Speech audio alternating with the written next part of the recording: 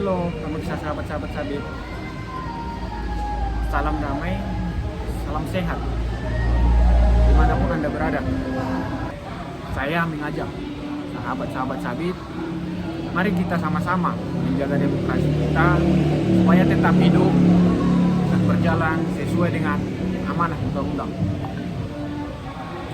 Saya Bintori Siregar di kegiatan Sabit atau Safari Bintori dengan asumsi atau kajian terhadap isu-isu hangat yang mengancam demokrasi kita. Mari kita berpikir waras, karena dengan berpikir waras, demokrasi kita akan stabil dan normal.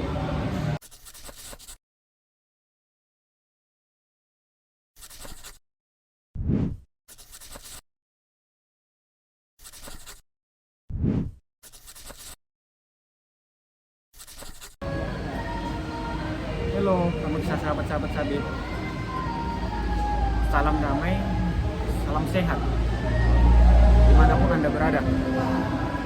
Saya Bintori Siregar, kembali lagi menyapa sahabat-sahabat Sabit.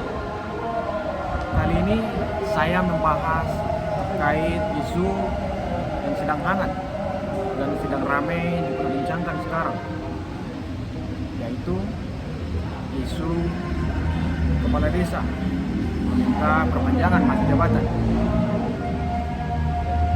Masa jabatan perangkat desa diatur di Undang-Undang Nomor 6 Tahun 2014 tentang desa, telah mengatur masa jabatan kepala desa selama 6 tahun dan selama 3 periode, di mana bunyi pasal 39 Undang-Undang Nomor 6 Tahun 2014 tentang desa, yaitu kepala desa memegang jabatan selama 6 tahun terhitung sejak tanggal pelantikan. Kepala desa dapat menjabat paling banyak 3 kali masa jabatan secara berturut-turut atau tidak secara berturut-turut, yang artinya 6 tahun dapat dipilih lagi sampai 3 periode. Kepala desa dapat menduduki sebagai orang nomor 1 di desa sampai dengan 18 tahun. Tentu apa yang dituntut aparatur desa tersebut terkait perpanjangan masa jabatan perangkat desa akan memicu polemik atau ancaman terhadap demokrasi kita. Dan hal ini akan menimbulkan oligarki desa. Masa jabatan sebelumnya 6 tahun dan perangkat atau aparatur desa tersebut menganggap kurang dalam melaksanakan amanah dan terlalu dan menurutnya 6 tahun ini dianggap terlalu singkat untuk merealisasikan janji-janji kampanyenya. Para perangkat desa menuntut jabatan menjadi 9 tahun dan selama 3 periode. Lamanya masa jabatan aparatur desa dapat membuat mereka menjadi seolah-olah menjadi raja kecil di daerahnya, yang dapat memerintah tanpa pengawasan yang ketat. Hal ini akan memicu menjadi adanya penyalahgunaan kekuasaan. Saya sih setuju dengan tuntutan para aparatur desa tersebut, karena menurut saya tuntutan itu tidak mengedepankan demokrasi yang sehat, juga aspirasi masyarakat. Namun tuntutan itu hanya kepentingan kepala desa semata untuk berkuasa lebih lama.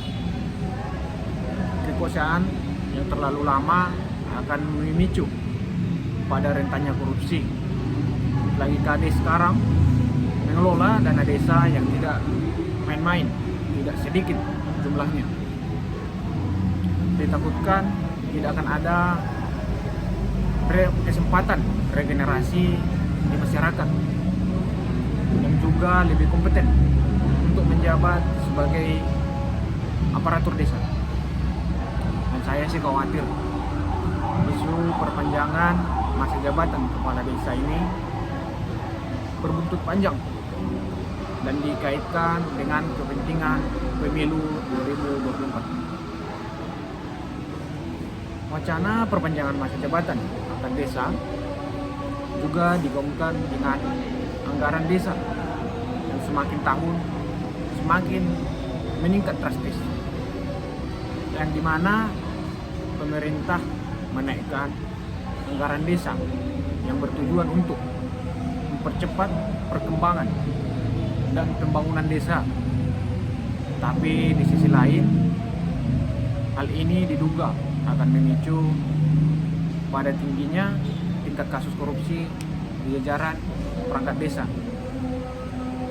Dapat kita lihat semenjak 2012 hingga 2021, Ketua Komisi Pemberantasan Korupsi atau KPK Firly Bahuri menyebut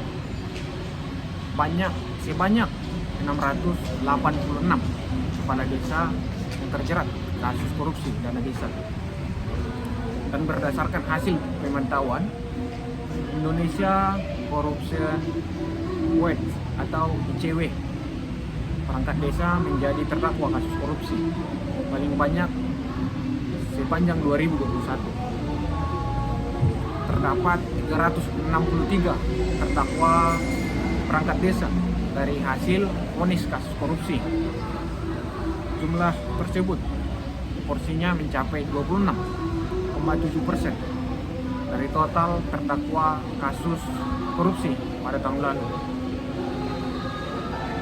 Oleh karena itu, saya mengajak sahabat-sahabat Sabit, mari kita sama-sama menjaga demokrasi kita supaya tetap hidup dan berjalan sesuai dengan amanah undang-undang.